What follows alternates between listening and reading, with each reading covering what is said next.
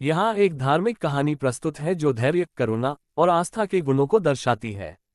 ये कहानी हिंदू धर्म की पारंपरिक शिक्षाओं से प्रेरित है। ध्रुव की अटूट भक्ति की कहानी। प्राचीन काल में राजा उत्तानपाद नामक एक प्रतापी राजा थे। उनके दो रानियां थीं, सुरुचि और सुनीति।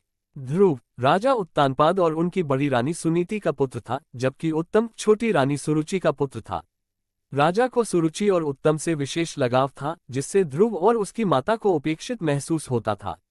एक दिन ध्रुव अपने पिता के गोद में बैठने के लिए राजसभा में गया। जैसे ही वह अपने पिता के समीप पहुंचा, रानी सुरुचि ने उसे रोक दिया और कटु शब्दों में कहा, यदि तुम राजा की गोद में बैठना चाहते हो तो तुम्हें मेरे गर्भ से जन्म लेना चाहिए था। तुम सुनीति के पुत्र हो, इसलिए तुम्हें इस स्थान का अधिकार नहीं है। ये सुनकर ध्रुव का कोमल हृदय टूट गया। वह अत्यंत अपमानित और दुखी होकर अपनी माता सुनीति के पास पहुंचा और उनसे इस अन्याय के बारे में बताया। सुनीति ने अपने पुत्र को समझाया, बेटा, यदि तुम्हें कुछ प्राप्त करना है तो उसकी प्राप्ति केवल भगवान की भक्ति से ही हो सकती है। माता के शब्दों ने ध्रुव के बाल मन में एक गहरी छाप छोड़ी। वह तुरंत वन की ओर निकल पड़ा, मन में भगवान विष्णु की आराधना करने का दृढ़ संकल्प लिए हुए। उसने कठोर तपस्या प्रारंभ की। ध्रुव ने अपनी तपस्या से भगवान विष्णु को प्रसन्न करने के लिए 5 कठिन चरणों में तप किया। पहले महीने में उसने केवल पानी पिया, दूसरे में हवा का ही सेवन किया और तीसरे महीने में उसने खाना पीना सब त्याग दिया। उसकी कठोर तपस्या से देवता भी अचंभित हो गए।